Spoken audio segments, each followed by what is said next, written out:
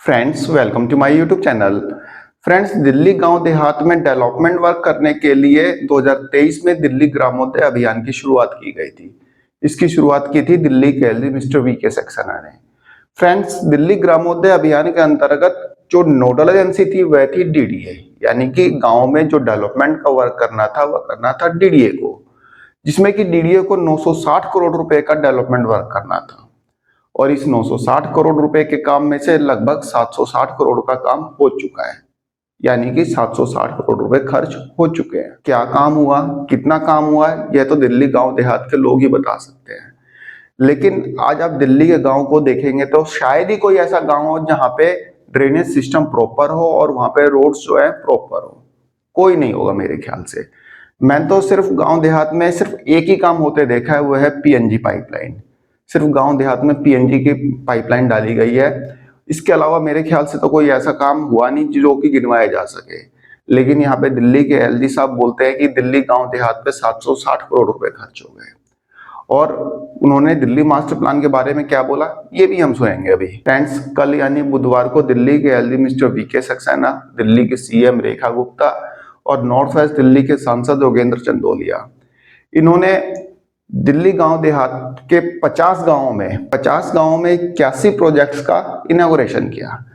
Friends, यहाँ पे आपको सुनकर हंसी आएगी कि सिर्फ 13 करोड़ के प्रोजेक्ट्स का उद्घाटन करने के लिए दिल्ली की सीएम भी गई, दिल्ली के एलजी भी गए, दिल्ली के जो सांसद है वे भी गए और उनका पूरा लाव लश्कर भी गया। मतलब दिल्ली के 50 गांवों में 81 प्रोजेक्ट के लिए 13 करोड़ रुपए सिर्फ खर्च करने हैं और उसका उद्घाटन करने के लिए इतने सारे लोग गए। मात्र 13 करोड़ रुपए के प्रोजेक्ट का उद्घाटन करने के लिए, जो कि दिल्ली के 50 गांव में प्रोजेक्ट चलेगा और 81 जगहों पे चलेगा, 50 गांव के 81 जगहों में। अब ऐसा कौन सा प्रोजेक्ट ये लोग करेंगे कि 13 करोड़ रुपए में निपट जाएगा? अब ये तो यही लोग जाने। तो इसका उद्घाटन करने के लिए दिल्ली के इतने बड़े बड़ी महान हस्ती गई। अब तो यही लोग जाने कि ये क्या काम करने जा रहे हैं। आइए सुनते हैं दिल्ली के एलजी मिस्टर वीके सक्सेना को कि उन्होंने इस इनॉग्रेशन पे क्या बोला और मास्टर प्लान के बारे में क्या बोला। आपको मालूम ही है कि दिसंबर 2023 में दिल्ली ग्रामोदय अभियान की शुरुआत की गई थी, जो दिल्ली सरकार के पास लगभग 960 करोड़ रुपये बहुत सालों से पड़ा हुआ था, उसे डीडीए को ट्रांसफ़र किया गया था और उसके बाद गाँव के विकास की योजनाएं बनाई गई थी। ये पहली दफ़ा ऐसा हुआ था कि डिस्ट्रिक्ट मजिस्ट्रेट्स को कहा गया था कि गांव में जाएं, वहां रुकें और ग्रामीणों से मिलें और उनसे पूछें उनकी क्या ज़रूरत है और उसके लिहाज से ही वो योजनाओं को बनाएं। मुझे आज बड़ी खुशी है कि 960 करोड़ रुपए में हम लगभग 760 करोड़ रुपए के प्रोजेक्ट्स को पूरा कर चुके हैं और आज 50 गाँव के अंदर करीब 13 करोड़ रुपए के प्रोजेक्ट्स को इनॉग्रेट किया गया है। ये सिलसिला जारी रहेगा। जब तक दिल्ली के गांव का विकास नहीं होगा, दिल्ली का विकास नहीं हो सकता। मुझे बड़ी खुशी है कि सरकार, जो आज हमारी नई सरकार है, वो इस बात को मानती है कि दिल्ली के विकास के लिए गांव का विकास बहुत ज़रूरी है और इसलिए दिल्ली सरकार ने भी अपना एक बहुत बड़ा फंड दिल्ली के गांव के विकास के लिए रखा हुआ है और योजनाएं जैसे चलती रहेंगी और दिल्ली का विकास इसी तरीके से होता रहेगा। और आने वाले समय में जो फंड्स डीडीए के पास बाकी हैं उनको भी हम यूटिलाइज़ करेंगे, दिल्ली सरकार भी अपने फंड्स को यूटिलाइज़ करेगी। जो गांव की जो बेसिक सुविधाएं हैं, जो वंचित थे उनसे, उनको भी हमने जोड़ने की कोशिश की है। हर तरीके का कार्य किया गया है उसमें और ये नहीं देखा गया है कि कौन सा गाँव छोटा है, कौन सा गाँव बड़ा है। जिस गांव की जो रिक्वायरमेंट थी उसको पूरा करने की कोशिश करी। आपने देखा कि गांव वाले बहुत खुश हैं और एक बहुत ही हर्षोल्लास का मौसम था यहाँ पर इस कार्य को अंजाम देने में।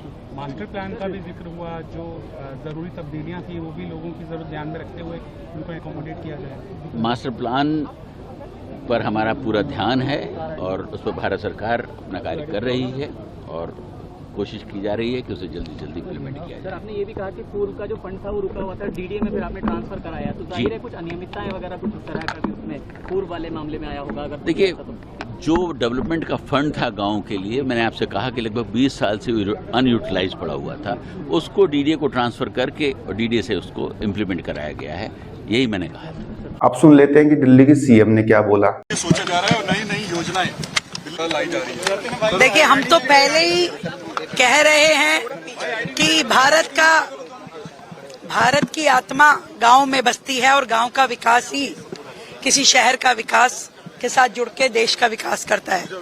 और आदरणीय प्रधानमंत्री जी के जन्मदिवस के इस अवसर पर जो लगातार सेवा पखवाड़ा चल रहा है, उसमें गांव देहात की इतनी ढेरों योजनाओं का एक साथ इकट्ठे आज लोकार्पण होना इस बात को ही दिखाता है कि हमारी सरकार किस तरीके से सीरियस है गांव देहात के प्रति।